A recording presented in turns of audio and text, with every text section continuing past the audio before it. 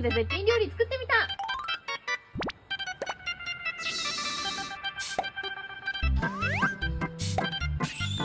収穫完了。美味しく調理していく。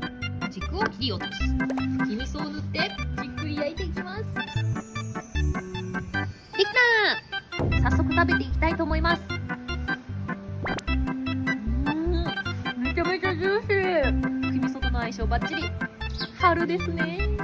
みんなもやってみてね。